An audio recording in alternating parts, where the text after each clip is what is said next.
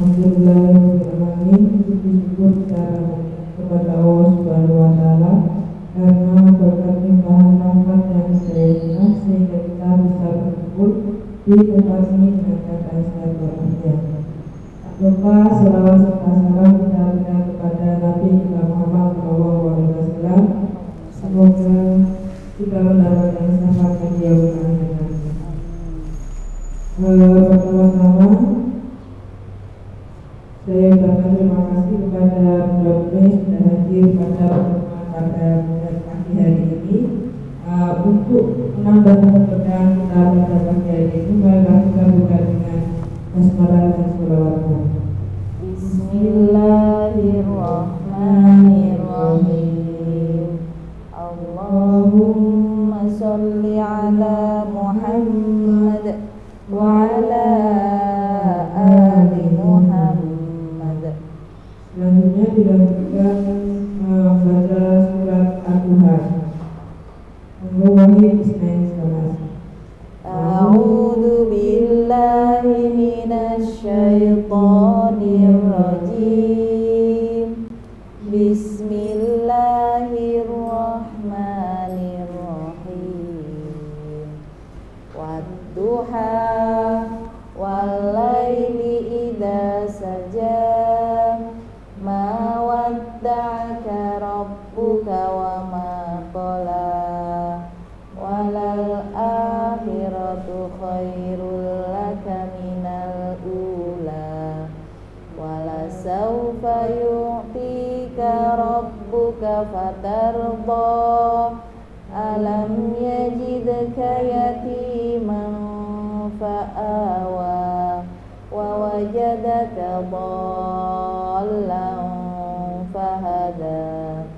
Wa wajadaka ilan fa'aghna. Fa'ammal yatima fala taqhar. Wa ammas sa'ila fala tanhar. Wa amma bi ni'mati rabbika fahaddits. Sadaqallah. Semoga bacaan tilawah tadi membawa keberkahan pada pertemuan kita pada hari ini. Selanjutnya untuk materi hari ini dengan judul kiat menjaga berat badan ideal bagi seorang muslimah. Ini nanti akan disampaikan oleh Saudara Rita Fatmawati. Langsung saja kepada Saudara Rita kami persilakan. Terima kasih Mbak Odin. Bismillahirrahmanirrahim. Assalamualaikum warahmatullahi wabarakatuh. Rabbi shrah li sadri wa yassir li amri wahlul 'uqdatam min lisani yafqahu qawli. Assalatu wassalamu ala asyrofil anbiya'i wal mursalin sayyidina wa maulana Muhammadin wa ala alihi wa sahbihi ajma'in. Amma ba'du. Yang saya hormati Bapak Ibu yang hari ini sudah berkumpul di Mushola Nurul Ilmi.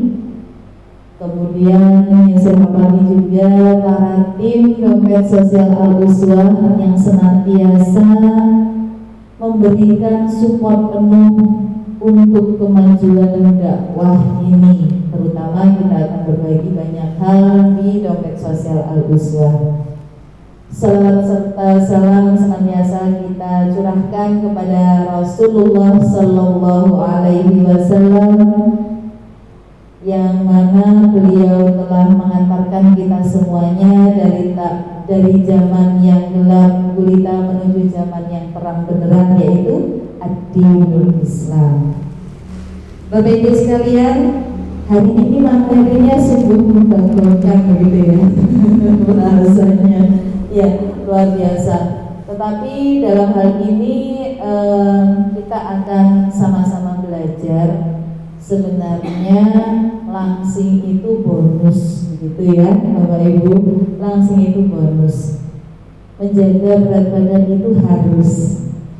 Bagaimana trik dan kiatnya?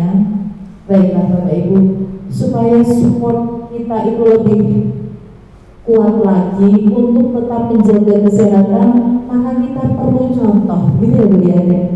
Siapa contoh yang panutan kita yang bisa kita jadikan idola? Apakah para binaragawan atau para foto model yang kurus tinggi langsing itu? Bisa, tetapi ada seorang panutan yang menjadi panutan kita dalam segala hal. Siapa beliau Bu? Rasulullah Sallallahu Alaihi Wasallam, termasuk dalam menjaga berat badan. Kalau kita lihat Rasulullah ini ciri-cirinya bagaimana Pak? Kalau kita lihat mungkin ada beberapa kisah menyebutkan bagaimana ciri Rasulullah itu. Rasulullah itu orangnya tidak terlalu tinggi menjulang, tapi juga tidak pendek. Dari situ berarti beliau adalah sosok yang ideal, gitu ya. Kemudian Rasulullah itu kalau jalan tegak. Indikator sehat adalah kalau jalan tegak. Berarti beliau adalah sosok sehat yang menjadi panutan kita. Berikutnya beliau tidak terlalu gemuk dan tidak terlalu kurus. Nah, beliau ini adalah panutan kita bagaimana kita bisa menjadi orang yang ideal. Rambutnya hitam legam, Masya Allah. Kalau kita melihat di dalam ilmu nutrisi begitu ya, rambut itu adalah letak nutrisi. Kok bisa begitu? Ya, kalau rambutnya saja sudah sehat, artinya organ-organ lain pun sehat. Jadi buat Bapak Ibu yang sudah mulai, aduh rambut saya rontok, saya salah sampo kali ya, bisa jadi. Tetapi itu adalah salah satu warning kalau tubuh kita perlu nutrisi yang tepat, begitu. Nah, Bapak Ibu sekalian yang dirahmati oleh Allah, sungguh sebuah fenomena di zaman sekarang apabila kita melihat makanan itu menjadi sebuah sarana untuk menyenangkan mata. Wah, kayaknya makanan itu enak gitu ya. Hanya sebatas itu. Padahal Rasulullah SAW sendiri mengajarkan kita, dan alhamdulillah untuk hari ini saya membuka sebuah kitab yang sangat ditunggu-tunggu ya oleh para pakar-pakar kesehatan yang sudah terbit ratusan tahun yang lalu, dan alhamdulillah ini sudah diterjemahkan dalam bahasa Indonesia, yaitu kitab At-Tibbun Nabawi karya Ibnu Qayyim Al-Jauziyah. Dalam kitab At-Tibbun Nabawi ini saya akan merujuk ke pasal petunjuk Nabi dalam hal makanan dan minuman, karena kita ingin gimana sih contohnya Rasulullah itu dalam makan dan minumnya beliau. Ini menjadi rujukan kita agar kita menjadi sehat. Kita perlu contoh, kita perlu teladan, dan teladan yang terbaik adalah Rasulullah SAW. Dalam kitab ini disebutkan makan dan minum adalah sesuatu kebutuhan kita sebagai manusia, dan bukanlah termasuk kebiasaan Rasulullah SAW untuk menahan diri mengkonsumsi satu jenis makanan saja. Tadi yang pertama apa, Ibu-ibu? Yang pertama, Rasulullah tidak menutup diri hanya mengkonsumsi satu jenis makanan saja. Itu. Jadi Bapak Ibu sekalian, Allah menurunkan berbagai macam buah-buahan, sayuran itu adalah untuk kita konsumsi. Yang cocok mana Gus? Nah, nanti kita bahas sebentar, tahan ya. Karena secara alami begini, kebiasaan untuk mengkonsumsi satu jenis makanan, apalagi kalau kita tahu aku lebih suka ini daripada ini misalnya, aku lebih suka daging daripada tempe, tahu, pokoknya makananku harus ada dagingnya, itu juga sangat membahayakan. Kalau kitab ini disebutkan begitu. Terkadang bisa saja seseorang itu tidak bisa menyantap makanan yang memang ia sukai, dan berhati-hatilah kita di saat kita sudah menutup diri untuk tidak mau mengkonsumsi makanan-makanan yang lain seperti itu ya. Kenapa? Karena tubuh ini membutuhkan makanan yang dibutuhkan. Nah, satu ciri tadi apa tadi Ibu? Iya, yang pertama adalah tidak mengkonsumsi hanya satu jenis makanan saja. Baik Ibu-ibu, sebelum kita lanjutkan, saya jadi teringat bahwasannya dalam kitab ini juga, tepatnya kalau di halaman awal itu disebutkan bahwa perut kita, dalam perut kita itu ada sebuah rongga yang namanya lambung. Sebaiknya dalam makan itu ada aturannya. Gimana aturannya Bu? Sepertiga makanan, sepertiga minuman, sepertiga untuk udara. Nah, berarti nanti kita akan bahas tentang makanan minuman. Tadi sudah disebutkan satu ya. Dan satu lagi adalah udara. Sebenarnya udara itu kita bernafas itu kah atau bagaimana? Dalam ilmu kedokteran modern kita ketahui bahwa oksigen yang dibutuhkan oleh tubuh itu juga diperlukan dalam darah untuk suplai makanan. Oksigen dalam darah bisa diperoleh dari mana Ibu? Ada yang tahu kan? Ada yang tahu? Iya. Oksigen dalam darah itu diperlukan tubuh melalui olahraga. Oh ternyata, jadi Rasulullah dulu itu nggak sampai detail ya. Ternyata ilmu kesehatan modern sekarang menerangkan bahwa lambung, kalau dulu Nabi cuma bilang sepertiga makanan, sepertiga minuman, sepertiga udara. Dalam darah atau oksigen dalam darah itu diperoleh dari olahraga. Maka rajin-rajinlah berolahraga, begitu ya Bu ya. Ibu olahraganya seminggu berapa kali Bu? 2 kali, 3 kali, alhamdulillah. Pokoknya disempatkan Bu, harus itu ya. Karena berarti ini petunjuk Nabi kita untuk berolahraga. Dan sesungguhnya kita juga sudah berolahraga setiap harinya dengan sholat 5 waktu. Itu olahraga. Tapi kayaknya cuma olahraga Bu. Kemudian ibu-ibu, bapak-bapak yang dirahmati Allah, saat tadi kita sudah mengetahui bahwa lambung itu ada 3, sepertiga makanan, sepertiga minuman dan udara. Kita kembali lagi ke jenis makanan dan minuman ya. Makanan dan minuman saat ini kita konsumsi akhir-akhir ini, apalagi di Gen Z begitu ya, mereka lebih suka melihat makanan toppingnya, tampilannya begitu ya, menarik, seger, kayaknya enak kayaknya. Padahal dalam tubuh kita itu kita membutuhkan makanan yang cocok untuk tubuh kita.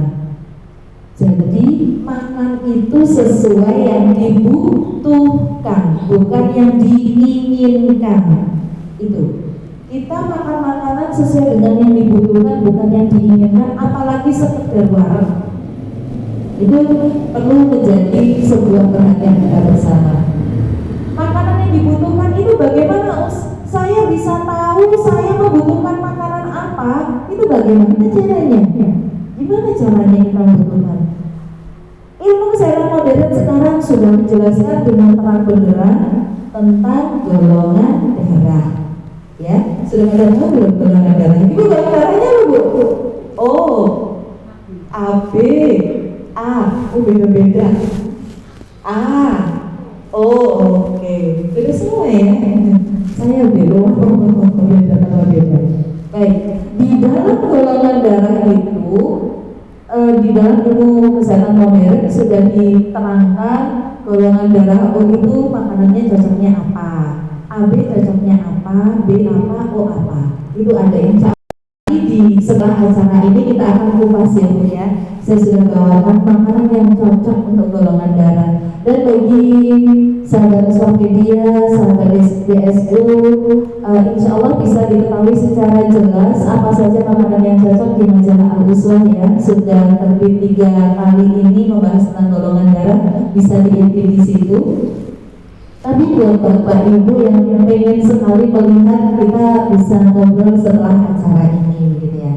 Jadi Allah itu menurunkan ilmu pengetahuan sampai yang sekarang ini memang yang dibutuhkan kita, termasuk makanan yang kita butuhkan sesuai golongan darah. Contoh, kita spill sedikit ya, boleh ya Bu ya. Orang golongan darah A, golongan darah A itu adalah golongan darah yang paling cocok atau aman untuk memakan makanan yang berupa kacang-kacangan.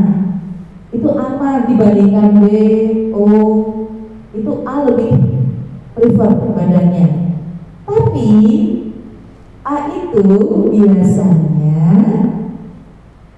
banyak kandungan aminnya di dalam tubuh. Mohon maaf, kadang suka nentutan, mohon maaf. Ini memang itu apa ya, kondisi tubuhnya. Kalau nggak mereka, betul nggak sih? Wah, kayak penuh gitu ya.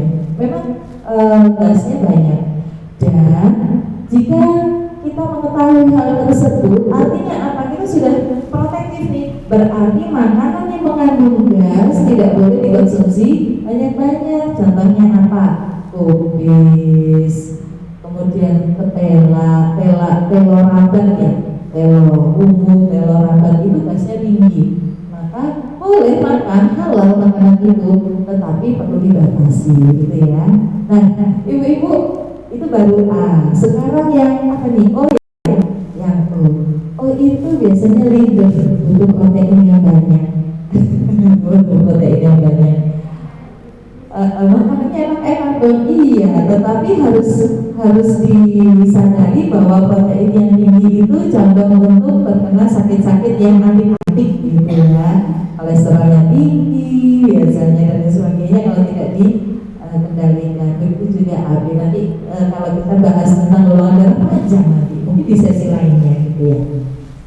Baik, saya akan lanjutkan lagi. Jadi makanan yang dan minuman yang dibutuhkan tubuh itu bisa salah satunya sesuai dengan golongan darah. Yang kedua sesuai dengan kadar yang kita miliki. Kita biasanya cek kan kolesterolnya berapa, asam uratnya berapa, gula darahnya berapa. Kalau sudah tahu gula darahnya tinggi, maka harus membatasi gula. Contohnya seperti itu, sederhananya seperti itu. Sehingga kita akan mengetahui makanan yang cocok untuk tubuh kita, yang dibutuhkan tubuh kita apa dengan kondisi tersebut. Nah, kita kembali lagi ke makanan dan minuman. Tetapi kita ingat yang tadi yang pertama ya Bu ya, Rasulullah itu meminta kita untuk mengkonsumsi berbagai macam makanan, tidak hanya satu jenis saja. Tidak hanya satu jenis saja, tadi sudah disebutkan. Kemudian yang kedua, beliau Rasulullah biasa mengkonsumsi seluruh makanan yang biasa dimakan di negerinya. Nah, ini Ibu, kalau sekarang musim durian boleh makan durian, karena Allah menciptakan durian di saat musim durian itu sebenarnya adalah untuk obat. Kenapa? Karena makanan itu obat dan obat itu adalah makanan. Itu perlu kita kuatkan dalam diri kita bahwa makanan adalah obat adalah makanan. Sehingga kalau kita sakit, pertama kali yang perlu diintrospeksi apa Bu? Makananku apa ya tadi ya begitu. Jadi kalau sekarang lagi musim jeruk, oke, silakan dikonsumsi jeruknya. Lagi musim pisang, oke, dikonsumsi pisangnya, karena sesungguhnya Allah memberikan makanan itu sesuai dengan kondisi di daerah tersebut. Gak usah jauh-jauh sampai impor-impor barang, gak usah ya. Sesuai dengan kondisi di negeri kita. Mari kita sama-sama melihat dan memperhatikan lagi musim apa nih.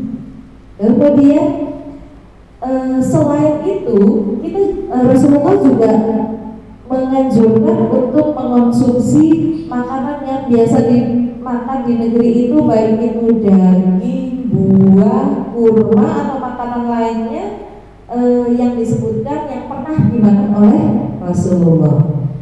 Nah, kalau salah satu jenis makanan itu ada yang mempunyai tekstur yang perlu dihaluskan, maka beliau menghaluskannya. Contohnya apa? Nggak punya gigi, mau makan apel susah, berarti harus di blender jadikan jus. Nah, seperti itu pun dilakukan oleh Rasulullah.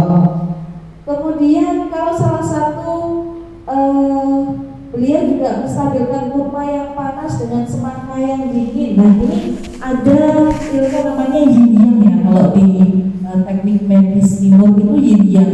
Yin itu dingin, yang itu panas. Rasulullah sudah mengaplikasikannya.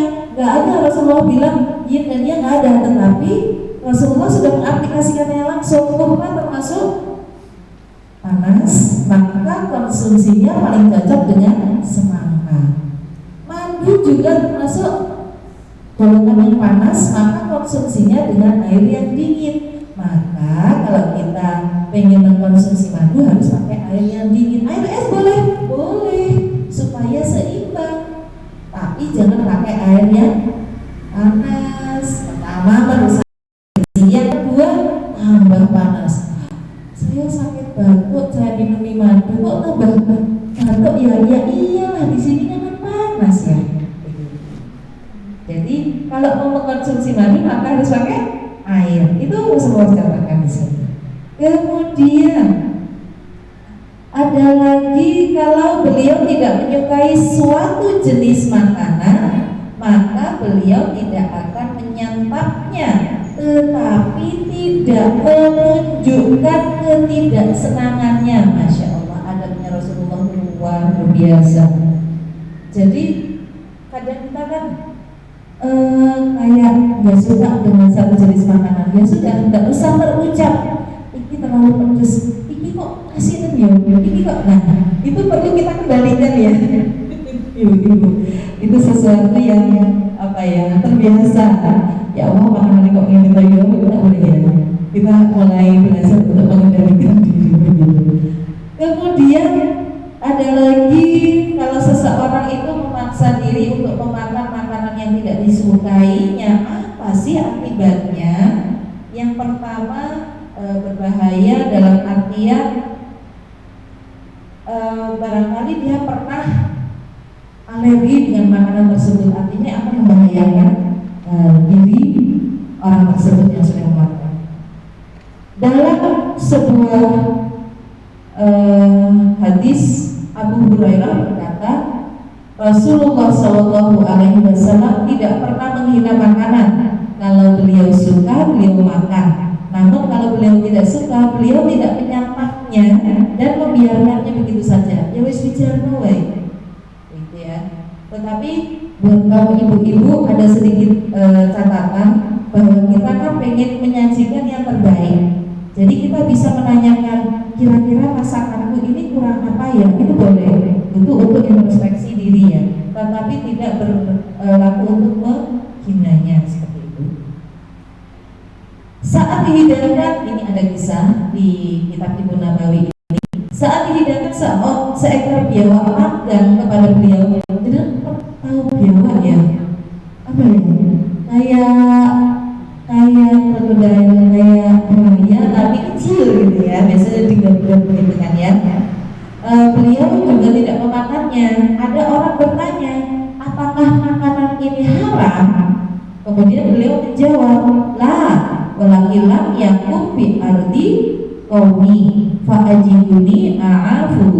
Tidak, akan tetapi makanan ini tidak ada di negeri kaumku sehingga aku tidak menyukainya. Nah, adabnya luar biasa, gitu ya. Beliau selalu memperhatikan kebiasaan dan kesukaannya. Kalau beliau tidak terbiasa mengkonsumsi suatu makanan di negerinya, kalau beliau juga merasa tidak doyan, maka beliau menahan diri, namun tidak melarang orang lain untuk memakannya. Ini ya. Kemudian Rasulullah itu menyukai daging, ibu yang masih hari ini masih ada pro kontra ya. Pokoknya saya sudah puluhan tahun tidak makan daging. Apa istilahnya? Vegetarian. Nah, Rasulullah mencatatkan Rasulullah menyukai daging. Nah, daging yang paling disukai oleh beliau adalah lengan dan punggung kambing. Nah, ini bisa kita contoh ibu-ibu. Oh, Rasulullah itu suka sekali makan bagian lengannya. Lengan kambing itu yang mana ya? Paha ya berarti ya? Kan kaki semua tuh ya. Pahanya dan juga bagian punggung kambing. Oleh sebab itu beliau pernah teracuni karena memakan bagian tubuh binatang itu. Jadi suatu saat beliau diracun oleh seorang wanita Yahudi. Kemudian alhamdulillahnya sebelumnya itu paginya beliau sudah memakan kurma 7 butir, kurma ajwa, sehingga beliau ternetralisir, tidak terlalu banyak menyerap racunnya.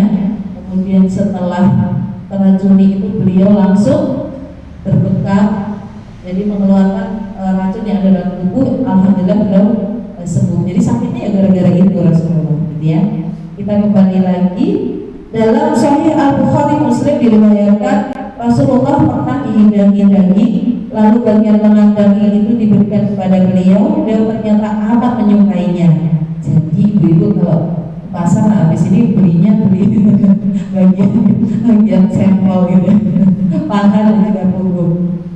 Nah, Abu Ubaidah dan yang lainnya juga meriwayatkan dari Reba'ah binti Az-Zubair bahwa ia pernah menyembelih seekor domba di rumahnya. Lalu Rasulullah mengutus seseorang kepadanya untuk memerintahnya agar memberikan sebagian daging binatang tersebut kepada beliau. Reba'ah menjawab, yang tersisa hanya bagian lehernya saja, gitu kan ya. Nah, kami malu memberikannya kepada Rasulullah. Utusan itu kembali kepada Rasulullah dan memberitahukan beliau apa yang diucapkan Reba'ah. Lalu beliau bersabda begini, kembalilah kepadanya dan katakan, silahkan ia mengirimkan sisa daging tengkuk tersebut, karena bagian tengkuk itu adalah bagian yang baik dari hewan tersebut, lebih baik dan lebih jauh dari kotoran. Nah, habis ini carilah yang tadi apa? Tadi bagian lengan, bagian punggung, tambah satu lagi leher, gitu ya. Tidak diragukan lagi, daging yang paling ringan dari kambing adalah bagian lehernya, daging, lengan, dan pangkal bahu. Artinya apa? Lebih ringan ini dimaksudkannya adalah lebih ringan untuk lambung. Artinya mudah tercerna, gitu ya. Lebih tercerna, dan itu merupakan cara menjaga makanan agar mencakup 3 fungsi. Apa sih fungsi makanan? Yang pertama, banyak manfaatnya. Ini materinya adalah fungsi makanan ya. Fungsi makanan yang pertama adalah banyak manfaatnya dan berpengaruh menambah stamina. Fungsi makanan 1, ya, banyak manfaatnya berpengaruh menambah stamina. Yang kedua, ringan di lambung dan tidak memberatkan. Jadi lambung itu mencernanya ringan. Yang ketiga, mudah dicerna. Itu adalah cara atau jenis-jenis makanan yang terbaik. Mengkonsumsi makanan seperti itu dengan porsi sedikit lebih baik daripada mengkonsumsi jenis makanan lain meski lebih banyak porsinya. Jadi artinya nggak perlu banyak-banyak begitu ya.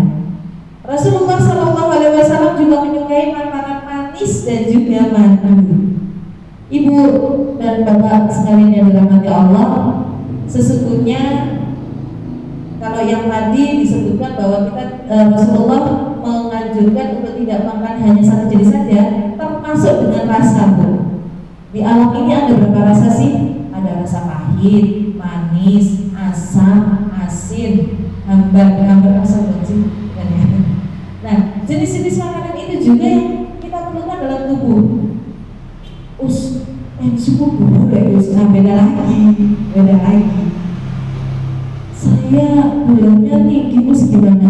Itu juga beda lagi. Jadi ini berlaku untuk yang normal, gitu kan? Kita bisa makan makanan yang sesuai dengan kebutuhan tubuh. Baik. Ketiga jenis makanan yaitu daging, madu manisan adalah jenis makanan terbaik dan paling bermanfaat untuk tubuh, hati, dan anggota tubuh lainnya. Ini di dalam kitab Ibnu Nabawi ya. Menyantap makanan seperti itu amatlah bermanfaat dalam menjaga kesehatan dan stamina. Tidak berbahaya kecuali tadi bagi yang menderita penyakit tertentu. Beliau biasa menyantap roti dengan lauk pauknya. Zaman sekarang apa namanya? Sandwich. Bahasanya sandwich. Terkadang lauknya adalah daging dan beliau bersabda, ini adalah makanan paling favorit penduduk dunia dan akhirat. Halo Bu, makan sandwich nih habis ini nih, daging sama roti. Rasulullah mencontohkan gak apa-apa. Jadi begini, kita ada idola, ini idola kita semuanya ini, dan beliau menyukai itu. Diriwayatkan oleh Ibnu Majah dan juga lainnya bahwa beliau menyampaikan makanan paling favorit penduduk dunia dan akhirat adalah daging yang disantap dengan. Terkadang beliau menyantapnya dengan semangka sebagai lauknya, terkadang juga dengan kurma. Nggak biasa di sini nggak apa-apa. Itu beliau mencontohkan. Beliau pernah mencampurkan kurma dengan potongan roti gandum, lalu bersabda, ini kurma adalah lauk bagi ini. Jadi kurma itu lauk bagi roti. Jadi jam sekarang nanti bikinnya roti, isinya kurma dijajar-jajar dimakan gitu ya. Raus ya di blender jadi apa sekarang sari kurma itu ya. Jadi ini ya, jadi ke produk. Dilihat dari cara pengaturan gizi, roti gandum itu bersifat dingin dan kering, sementara kurma itu bersifat panas dan basah. Menurut pendapat yang benar, menjadikan kurma sebagai lauk roti termasuk pengaturan gizi makanan yang terbaik. Nah, ibu-ibu tambah enak kan sekarang kalau masih sama anak-anaknya pakai itu ya, lebih simpel gitu. Kemudian terkadang beliau menyantapnya dengan cuka sebagai lauknya. Lauk terbaik adalah cuka. Jadi kalau sekarang kita taunya sari, cuka apel ya, itu memang makanan paling enak kesukaan ibu.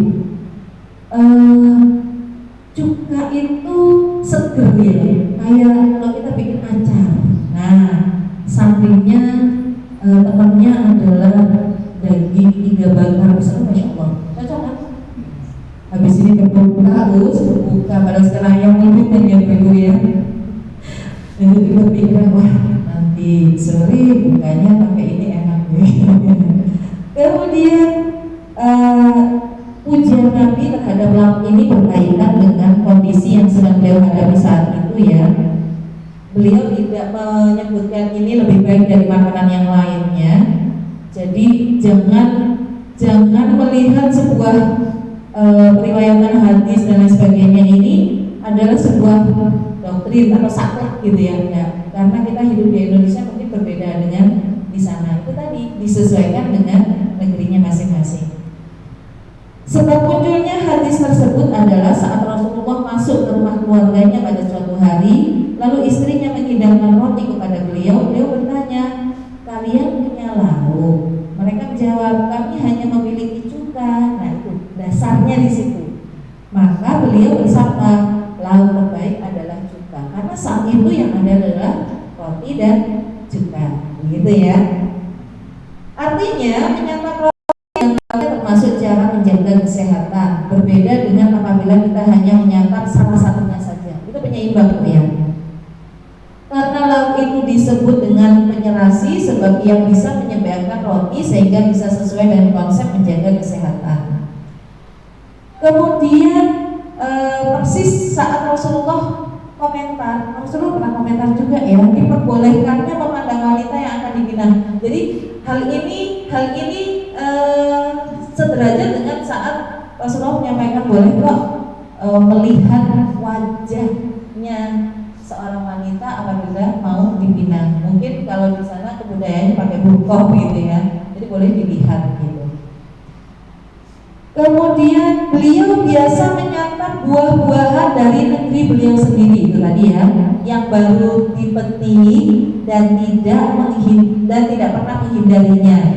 Dan itu termasuk ia menjaga kesehatan yang terbaik yang bisa dirasakan manfaatnya secara langsung. Jadi kalau di rumah kita ada pepaya yang baru matang, petiklah dan makanlah.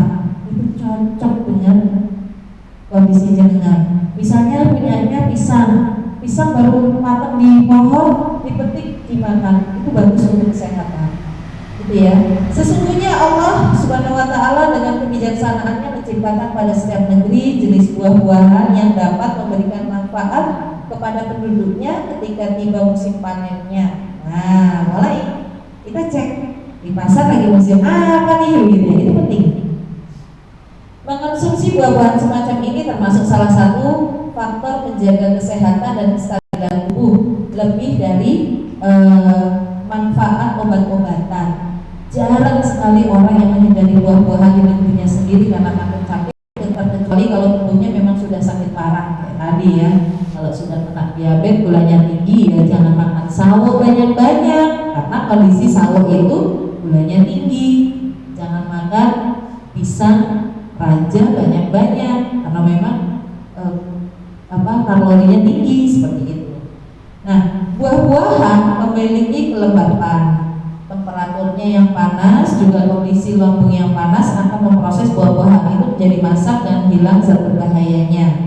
Apabila tidak berlebihan mengonsumsinya dan tidak memaksa tubuh untuk menerima masukan melebihi kapasitasnya, buah-buahan tersebut juga belum rusak sebelum dikonsumsi, juga tidak dirusak mutunya dengan menegak minuman setelah menyantapnya. Jadi begini Ibu, kalau setelah makan itu jangan bareng sama minum, artinya seperti itu. Kasih jeda lah sebentar biar terkena dengan baik, baru minum. Lah terus minumnya seretan kayak beda lagi.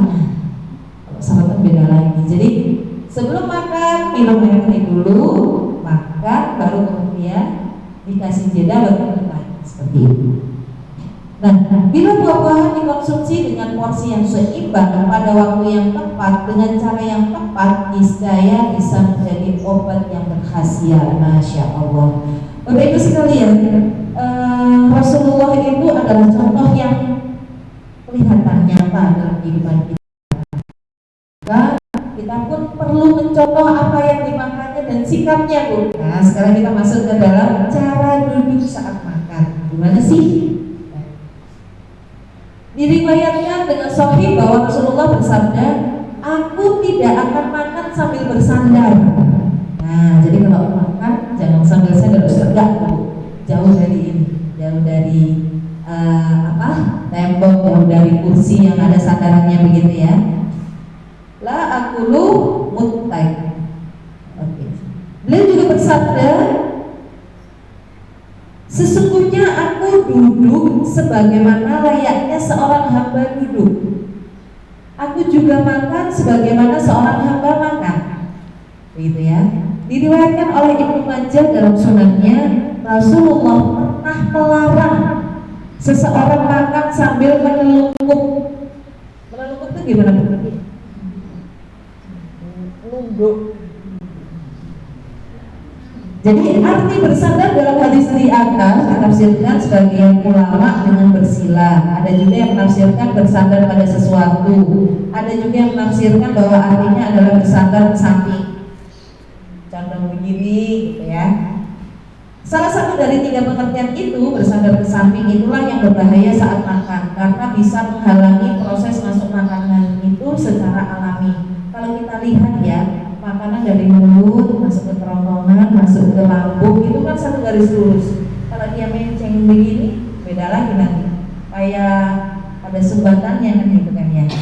Nah, makan yang miring tadi akan sulit mencapai lambung, bahkan bisa berakibat menekan lambung sehingga lambung tidak siap menerima makanan. Nekuk gitu ya bahasa kita, nekuk. Karena posisi tubuh miring dan tidak tegak, makanan tidak akan mudah mencapai lambung. Seperti itu. Kemudian ada lagi bersabda, "Aku makan sebagaimana seorang hamba makan."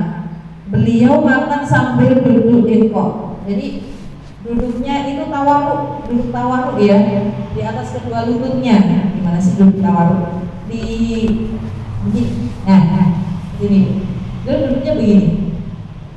Ada aku nunggu ini sawi yang dingin Gus. Nah, itu perlu kita cek ya nanti. Ini ibu-ibu nanti di sini, alhamdulillah saya juga sudah bawa timbangan, kita timbang sehat ya. Kita melihat lemak-lemak tubuh kurang apa lebih, ya kan? Atau lemak-lemak tubuh. Oh jadi kesana kita sini dulu ya.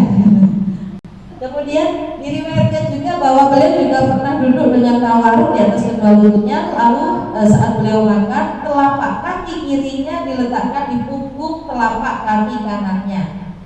Berarti begini, disilang. Telapak kakinya bersilangan begini. Yang di atas adalah kaki kiri, di bawah kaki kanan, gitu. Ayo bu, praktek bu, coba bu. Ya, ayo praktek. Jadi kalau di sini telapak kaki kiri diletakkan di punggung telapak kaki kanan. Nah, itu kalau nggak pernah, aduh, oleh gitu, itu nggak enak sekali ya, kan belum terbiasa. Nah, seperti itu cirinya Rasulullah dulu. Nah, ini kayak makanannya sawi banget ya, gitu kan ya. Nah, iya sakit juga. Nah itu nanti kita ketemu, kita bahas dulu. Kenapa kok sakit saat duduk begitu? Ya, di belakang layar aja, gitu ya. Beliau melakukan itu karena ketawaduan terhadap rohnya, demi menjaga adab di hadapannya, demi menghormati makanan dan orang yang makan bersama beliau. Luar biasa, adab beliau itu luar biasa. Cara duduk beliau itu adalah cara duduk yang paling bermanfaat, yang paling terbaik saat makan, karena seluruh organ tubuh berada pada posisinya yang alami sebagaimana diciptakan oleh Allah. Luar biasa ya. Selain kandungan cara duduk ini terhadap adab yang mulia, makan akan berkonsumsi dalam kondisi terbaik seandainya seseorang menyantapnya dalam posisi yang sealami mungkin. Itu hanya bisa terjadi kalau seseorang duduk dengan tegak lurus. Cara duduk yang terburuk saat makan adalah dengan bersandar ke arah samping, begini ya. Kalau sudah kekenyangan begini deh jadinya. Nah itu hati-hati. Nah, cara duduk yang terburuk saat makan tadi ke arah samping berdasarkan alasan tersebut. Karena usus kecil dan berbagai organ metabolisme menyempit dalam kondisi demikian, sementara lambung sendiri tidak berada pada posisi yang alami karena posisinya justru tertekan ke lantai, sementara di belakangnya punggung dengan dibatasi beberapa organ, gitu ya. Nah, selain posisi duduk, beliau biasa makan menggunakan 3 jarinya, 3 jari. Kalau kita karena makannya pakai nasi nggak bisa 3 jari, uncul nggak berarti ya. Gini. Tapi Rasulullah mengajarkan 3 jari dulu. Itu adalah cara terbaik dalam makan. Makan dengan menggunakan 2 jari atau 1 jari apakah tidak nyaman? Kalau pakai sumpit kan 2 biji gimana caranya? Nah, kalau Rasulullah 3 jari, sebiji demi sebiji dan sejenisnya. Tentu tidak akan nyaman kalau satu-satu begini kan, kalau 2 jari. Nah, sementara menyantap makanan dengan 5 jari, apalagi ditambah dengan telapak tangan. Pernah nggak sih jenengan lihat? Kita anak kecil ya kalau belajar makan begini, nggak apa-apa anak kecil. Dan kita udah tua-tua, nggak boleh ya. 3 jari begini. Bisa jadi seluruh organ tersebut akan berpayahan dan menyebabkan kematian, Masya Allah, atau setidaknya menyesakkan lambung dan organ-organ lainnya. Cara makan terbaik adalah cara makan Rasulullah atau siapa saja yang mengikuti cara beliau, yaitu makan dengan 3 jari. Bapak Ibu sekalian, setiap orang yang memperhatikan makanan dan segala sesuatu yang dimakan Rasulullah setiap hari akan mendapatkan bahwa beliau tidak pernah menggabungkan antara, ini ya, nggak boleh, Rasulullah nggak pernah menggabungkan antara susu dengan ikan, susu dengan yogurt, atau antara 2 jenis makanan yang sama-sama panas, sama-sama dingin, sama-sama lengket, atau sama-sama berserat kasar, sama-sama berunsur pencahar, sama-sama kental, atau sama-sama cair. Contoh tadi, madu sifatnya panas, minumnya sama air anget, nggak cocok. Berarti madu harus dicampur dengan air dingin, atau maksudnya air dingin ini air yang suruhan gitu ya Bu ya, atau air sama salah. Ada lagi semangka dingin kan ya, makannya dengan kubis misalnya, itu sama-sama dingin. Kemudian contoh lagi, apalagi contohnya banyak ya. Kemudian sama-sama berunsur pencahar. Pepaya itu kan pencahar ya salah satunya. Pepaya dicampur dengan apa? Madu. Pepaya sama madu. Madu itu sifatnya pencahar Bu, kalau dia minumnya sebelum makan. Jadi kalau pagi hari makanya kenapa dicontohkan Rasulullah minumnya adalah air madu untuk memudahkan kita buang air besar di pagi hari, karena jam piketnya khusus besar untuk BAB itu subuh sampai jam 7 kira-kira. Jam 5 sampai jam 7 itu waktunya bongkar. Makanya kalau jam-jam itu ya kamar mandi pasti banyak yang senyobol gitu kan ya. Seperti itu. Kemudian ada lagi antara makanan panggang dan makanan yang dimasak, antara yang segar dan yang sudah didendeng gitu ya. Beliau tidak pernah campur adukkan seperti itu. Beliau juga tidak mau menyantap makanan saat masih panas. Jadi kalau makanan baru turun dari kompor jangan dikipas, apalagi ditiup, jangan ditiup ya. Beliau membiarkannya. Kemudian beliau tidak mau menyantap makanan kemarin yang dihangatkan. Nah, beliau piye? Beliau tidak makan makanan kemarin yang dihangatkan lagi keesokan harinya, atau makanan yang berbau terlalu amis atau daging yang terlalu asin, karena semua jenis makanan tersebut memang berbahaya dan dapat mengganggu kesehatan dan kondisi tubuh yang prima. Lewat asin kubi, nggak apa-apa, jangan banyak-banyak kan begitu ya. Beliau terkadang menyempurnakan gizi sebagian makanan dengan makanan lain selama beliau bisa melakukannya. Beliau menyempurnakan makanan yang panas dengan berunsur dingin yang sering dengan berunsur lembab. Contohnya saat beliau menyantap timun Bu, berarti apa timun sifatnya? Dingin, dimakan dengan kurma, atau menyantap kurma dengan minyak samin. Gimana rasanya ya? Beliau juga biasa meminum jus kurma untuk menetralisir makanan-makanan yang tajam. Beliau juga memerintahkan agar kita bersantap malam meskipun hanya dengan segelas kurma. Jadi kita perlu makan malam. Bu, diet gitu ya. Diet itu kan dengan menghitung kalori. Nanti habis ini kita hitung kalori ya Bu ya. Kalorinya itu yang dibutuhkan berapa, berarti makanannya harus bagaimana nanti setelah ini. Nah, sahabat Uswah Media, kalau yang pengen hitung-hitungan kalori udah ke sini ya.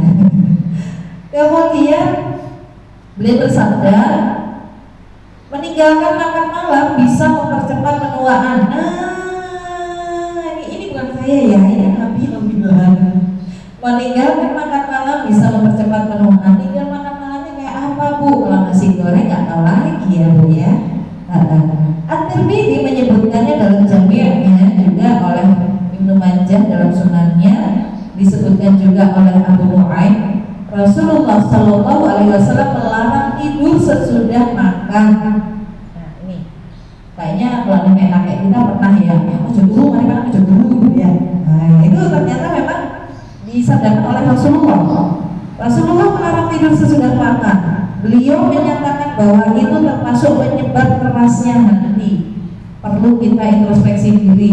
Kalau ada orang mengandalkan uangnya latihnya atas, hati-hati, jangan-jangan jangan-jangan habis makan tidur. Oleh sebab itu, di antara syarat kalangan medis adalah bila seseorang ingin menjaga kesehatannya, setelah ia bersantap malam, hendaknya ia berjalan beberapa langkah. Bila perlu hingga 100 langkah, baru tidur sesudahnya. Jadi habis makan kita jalan-jalan dulu. Itu aja muter aja Bu di dalam ruang tamu gitu, pokoknya 100 langkah selesai kan, depan-depan. Ya ngiras-ngiras sama kora-kora gitu kan ya, kora-kora sambil olahraga juga gitu. Jangan langsung tidur karena itu berbahaya sekali. Bahkan kalangan dokter muslim menganjurkan setelah makan malam sebaiknya sholat terlebih dahulu agar makanan tersebut benar-benar mencapai bagian bawah lambung sehingga mudah dicerna. Jadi usahakan habis makan makanan itu ada di usus, gitu ya, sudah di usus posisinya. Kemudian beliau juga tidak terbiasa minum saat makan, ya seperti tadi ya, minum dulu, makan, kemudian dikasih jarak baru minum lagi. Beliau tidak terbiasa minum saat makan sehingga proses metabolismenya menjadi rusak, terutama sekali apabila airnya dingin. Langsung, es degan, jangan pedes-pedes lagi, masya Allah. Gimana ini ya, kita bahasnya makanan pas waktunya ayam ulbi, tadi mohon maaf yang sedang puasa ya. Kemudian seperti dinyatakan oleh seorang penyair, ini penyair Rasulullah menyampaikan begini, janganlah sekali saat menyantap makanan panas atau dingin atau saat masuk kamar mandi kalian meminum air. Kalau kalian melanggarnya jangan salahkan siapa-siapa jika penyakit menyerang perutmu sendiri. Artinya ya memang sudah banyak kejadian kayak begini ya. Minum air saat lelah atau habis olahraga juga tidak baik. Maksudnya begini, olahraga masih panas, kita biarkan dulu 8 C. Enggak lah, kalau kita sekarang udah panas banget guys, mana es gitu kan. Nah, itu perlu dikurangi begitu ya. Kemudian demikian juga minum air setelah berhubungan dengan suami istri gitu ya. Itu juga dikasih jeda karena tubuh masih dalam kondisi panas gitu. Itu kemudian selanjutnya adalah selesai makan dan jangan minum air selesai makan atau sebelum makan secara langsung, maksudnya di tengah-tengah makan gitu, atau sesudah makan buah-buahan. Meskipun pada sebagian makanan hampir tidak menjadi masalah. Demikian juga sesudah keluar dari kamar mandi atau saat bangun tidur. Bangun tidur belum gitu ya, baru bangun begitu jangan langsung blok enggak, kasih jeda dulu gitu ya. Seperti itu adalah petunjuk Nabi saat posisi duduk saat makan. Nanti akan kita satu lagi, waktunya masih ada sudah. Oh masih 17 menit, oke masih ada Bu. Petunjuk Nabi saat minum. Nah kalau tadi makan, sekarang minum. Petunjuk beliau saat minum termasuk salah satu cara menjaga kesehatan yang terbaik. Biasa minum madu yang dicampur dengan air dingin itu tadi ya, itu termasuk menjaga kesehatan tubuh. Madu yang diminum dan bercampur dengan air liur bisa menghilangkan dahak yang batuk-batuk. Minumnya benar, ada madunya tapi campur air. Kalau ada mungkin merek madu batuk, langsung minumnya pakai madu kok, jangan batuk. Jadi minumnya sama air untuk menghilangkan dahak. Kemudian minum madu dan air tadi bisa berfungsi untuk mencuci lambung dan menghilangkan kotoran yang lengket pada lambung serta mengenyahkan berbagai kotoran. Artinya apa? Fungsi madu sebagai apa Bu Ibu? Pencahat, beresin juga daerah dahak di kerongkongan sampai ke bawahnya juga, begitu ya. Kemudian fungsi lainnya adalah menghangatkan tubuh agar stabil, menghilangkan berbagai sumbatan pada tubuh, memperbaiki kondisi liver, ginjal, kandung kencing. Maka disebutkan bahwa madu itu adalah nutrisi terbaik. Ayo Bu, siapa yang belum suka minum madu? Mau minum madu atau gitu ya? Iya. Madu lebih baik bagi lambung dibandingkan segala bentuk manis-manisan lainnya. Hanya saja madu memang berbahaya bagi orang yang terkena penyakit kuning atau liver. Ya kalau sudah kena liver,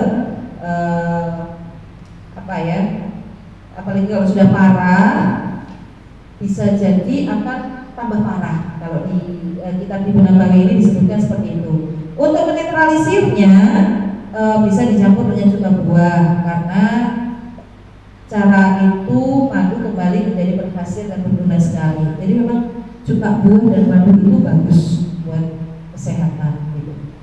Meminum madu jauh lebih bermanfaat daripada mengkonsumsi berbagai jenis minuman lain. Jelas ya. Bila mereka terpaksa meminumnya, semua makanan itu tidak akan sama serasinya dengan madu kalau belum terbiasa ya. Biasanya manisnya berasal dari gula, sekarang diganti. Ayo, sumber manisnya diambil dari madu. Terus madunya saya nggak tahu asli apa enggak. Ya, usahakan untuk cari yang asli dan bismillah saat meminum, ya Allah, aku serahkan semoga ini adalah madu yang asli. Wes, bismillah itu mengalahkan segalanya gitu ya. Minuman yang dikomposisikan antara yang manis dengan yang dingin amat baik bagi tubuh. Nah, gitu. Ini amat serasi ya. Air dingin sifatnya meredam panas dan menjaga kelembapan alami tubuh di samping mengganti unsur-unsur tubuh yang hilang. Ya. Kemudian di sini juga ditegaskan air itu adalah materi kehidupan bagi hewan dan tumbuhan. Tidak diragukan lagi bahwa segala sesuatu yang lebih mendekati materi suatu hewan pasti akan lebih mudah menjadi makanan baginya. Ibu bapak sekalian, saya jadi teringat cara minum. Kebutuhan minum seseorang bisa dilihat dari berat badannya. Jadi kalau berat badannya imut, kebutuhan minumnya tidak sebanyak yang berat badannya banyak. Jadi kalau ngitungnya mungkin bisa dicatat 0,056 kali berat badan. Nah, itu kebutuhan minum 0,056 dari berat badan. Contohnya begini, berat badan 0,056. Contohnya begini, berat badan saya 60 kilo. Berarti kebutuhan minum saya berapa? Gampang, 3 liter minimal. Ya Allah, wah, itu sehari semalam Bu. Sehari semalam artinya kita bangun tahajud sudah mulai minum tuh sampai batasnya maghrib. Kalau sudah maghrib sebaiknya jangan terlalu banyak minum, karena kalau sudah terlalu banyak minum kita akan sering ke kamar mandi. Kalau sudah sering ke kamar mandi artinya waktu istirahat kita akan berkurang. Waktu istirahat berkurang akan melemahkan tubuh. Kenapa? Karena jam 11 sampai jam 1 itu waktunya liver istirahat. Artinya harus benar-benar lelah. Jam 11 sampai jam 1. Wahai orang-orang yang suka berbadan, segera pizza gitu ya. Jam 11 sampai jam 1 itu waktunya benar-benar istirahat. Makanya saya salut kepada para bapak-bapak yang mungkin kena shift ya, kerja shift, paginya istirahat, malamnya harus bekerja. Itu luar biasa. Beliau mengorbankan dirinya dan kesehatannya untuk keluarga. Kita perlu appreciate sekali bagi beliau yang memang bekerja malam. Maka perlu menggunakan nutrisi yang tepat untuknya, seperti itu. Dan Bapak Ibu sekalian, kebutuhan makanan tadi sudah, kebutuhan minumnya 0,056 kali berat badan tadi. Harapannya apa? Harapannya kita bisa menjaga kestabilan tubuh kita dengan menjaga organ tubuh kita. Tadi Bu, coba saya mau ngecek lagi nih, jam 5 sampai jam 7 waktunya apa Bu? Waktu BAB masa jam 5 sampai jam 7 pagi itu jam piket usus besar buat BAB. Makanya kenapa pagi hari bangun tahajud itu minum, nanti akan mudah ke belakangnya gitu. Kemudian minum dari mulai tahajud sampai maghrib. Usah mulai jam 8 itu ya tadi yang 3 liter tadi udah selesai. Kalau 70 berapa Bu? Ininya kebutuhan minumnya 3 liter setengah. 80 4 liter. Wah, makanya berat-berat. Ketawa gede. Iya, begitu ya Bapak Ibu sekalian. Yang intinya, jika dalam kehidupan kita makanan dan minuman yang tepat buat kita adalah makanan minuman yang memang kita butuhkan, seperti itu ya. Makanan minuman yang kita butuhkan itu seperti apa? Yang tadi sesuai dengan golongan darah, sesuai dengan kebutuhan tubuh,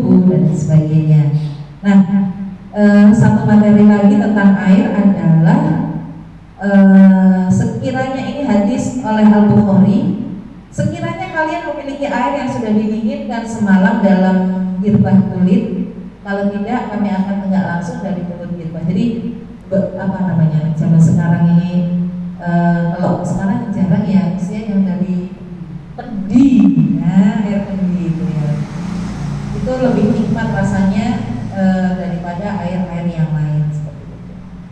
Oke, seperti itu ibu-ibu sekalian, bapak-ibu sekalian, dan hari ini kita akan melihat, ngecek. Aduh, rapotan habis ini ya, kita kan rapotan dulu. Ibu-ibu yang masih belum gabung bisa gabung di rapotan di sini di Musyawarah Nurul Ilmi ya. Kita rapotan isinya apa saja, mulai dari berat badan, lemaknya paling banyak di mana, di paha, apa di lengan, atau di mana, atau di badan. Nanti kita lihat ya bersama-sama. Kemudian nanti akan saya arahkan makanan yang cocok, golongan darahnya apa begitu ya. Cukup sekian dari saya, mohon maaf memang dengan keterbatasan waktu dan juga ilmu saya ini tadi mengulik sekilas saja tentang At-Tibbun Nabawi karya Ibnu Qayyim Al-Jauziyah yang sudah diterjemahkan dalam bahasa Indonesia, dan ilmu ini luar biasa. Semoga kita semua bisa mengamalkan dengan mencontoh apa yang dicontohkan oleh Rasulullah dalam kehidupan sehari-hari. Terima kasih. Billahi taufiq wal hidayah. Mohon maaf sebelumnya. Assalamualaikum warahmatullahi wabarakatuh. Terima kasih Ustazah Rindra. Mungkin ibu-ibu ada yang mau ditanyakan? Monggo. Ada yang mau ditanyakan? Mau ngecek tuh. Oh, mau ngecek. Iya, penting itu kita ngecek. Ini mau Iya, Alhamdulillahirrahmanirrahim. Acara kita pada pagi ini sudah terlaksana dengan lancar.